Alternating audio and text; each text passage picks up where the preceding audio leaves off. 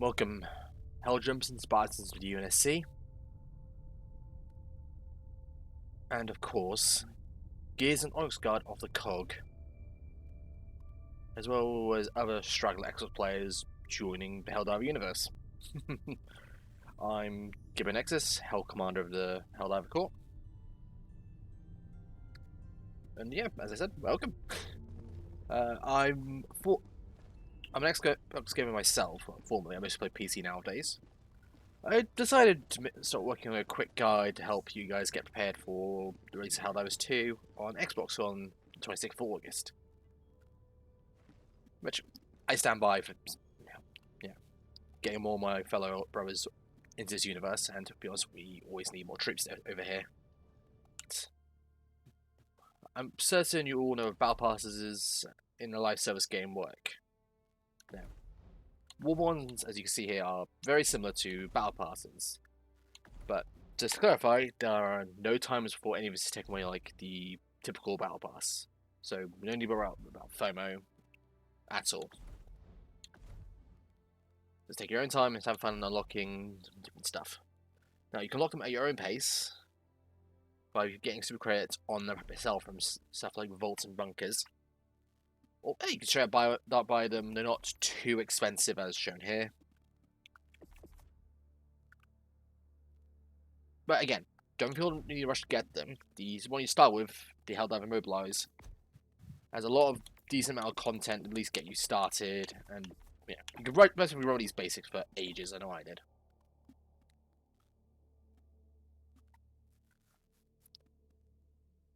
But again, if you buy the Super System bundle, that's as far as I'm aware, it's getting upgraded, so you get a token that'll get you any of the war bonds such as Steel Veterans all the way to the newest, which would be the Force of Law. If any of you like the vibe of any of these others, yeah, if you're getting that token with your bundle, maybe worth investing one of those. Depends what sort of vibe you want to focus on for your loadouts and aesthetic.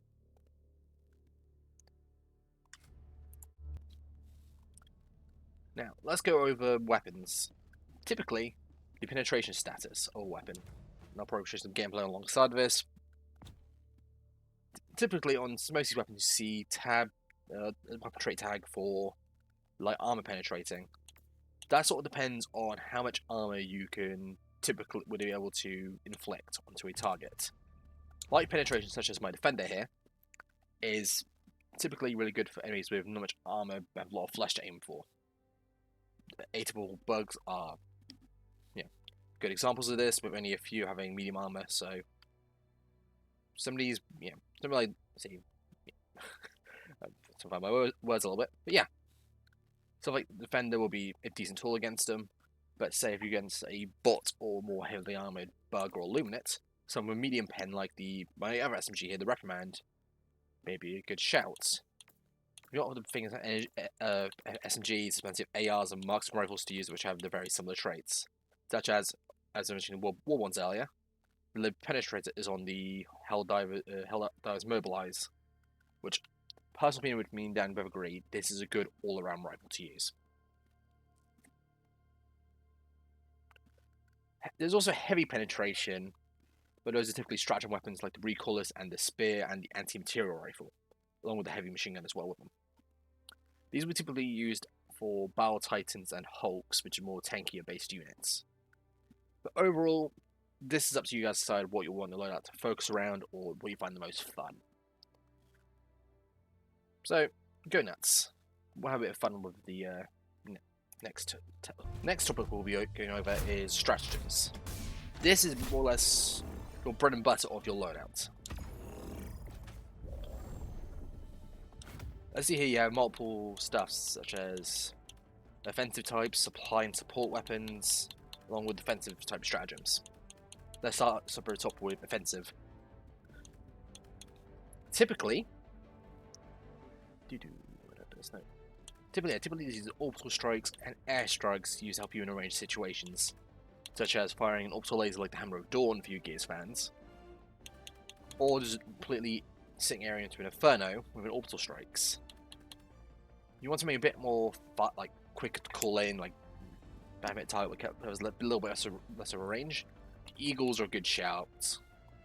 As you see, I'm pretty sure most people in the memes with the 500 kg bomb is the big explosion radius, and the regular Eagle airstrike is a typical airstrike you get from like a Call of Duty sort of kill streak. Very good, effective at taking out groups. The next one are the support weapons and supply based ones.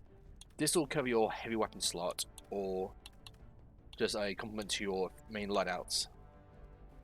Typically it involves laser cannons, grenade launchers, rockets, and machine guns, as well as a flamethrower for you pyromaniacs out there like myself, along with backpack slots such as jetpacks, portable hell bombs, supply packs, NG shields, along with the guard dogs.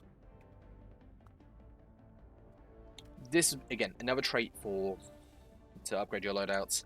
Some weapons like the recoilless rifle here will take up your backpack slot as well, which will also have the traits, as you can see there.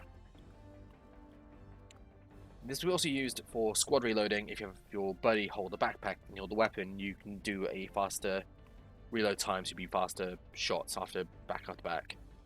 Be quite terrifying. Next on the list will be defensive. These are typically your fortifications and AI control turrets. Be aware your air turrets have a decent tendency to team kill if you're between it and its targets. It will not stand down. Fortifications work like the NG shield and the grenadier, battlement, along with say certain minefields. It can be very effective to use on defense missions such as eradicate and wall defense. And the final stratagem slot, which I made its own make its own thing, is the vehicle slot, which is currently only filled by 3 stratagems. The fast recon vehicle, which is a buggy of heavy machine gun strapped, and the exosuits, which are rigged with some heavy weaponry such as a minigun, a rocket launcher, and dual-linked autocannons, which I like using because Titanfall fanboy, what can I say, and Warthog. So yeah, if you want to be a mech wrecking shit or recreate all your favorite monsters from Halo and Warthog, vehicles will be very much fun to use. So if you just pick this up. Right, next thing we're going to go over is sample.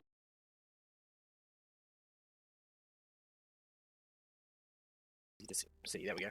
See in this top right corner, you have green, orange, and pink. All these link to different upgrades on the ship. Green being very common, orange being rare, and ultra rare being pink, should be your super samples. I'll probably show some gameplay of me collecting some samples, but you see, green and orange spawn all across the map, while pinks always have a specified spawn location. Which, or only appear on certain difficulties, because I think these only appear on, pinks only show up on, 6, 7 up. Oranges, honestly, I can't remember, I think difficulty 4 up, maybe? Don't quote me on that, but more or less that sort of scaling. So you want the better upgrades you ship, you're going to need to play the harder missions. Speaking of missions, let's go over this next step, which I forgot to mention last time. Oh, yeah, also there's stuff like MOs, which clearly shown here. I see we've recently done a defense one, and now we have a new major order pop up. These are actually important because this is what most community will be doing. There are memes with stuff like bug divers, bot divers, and squid divers, but overall it's always best to work together. Why is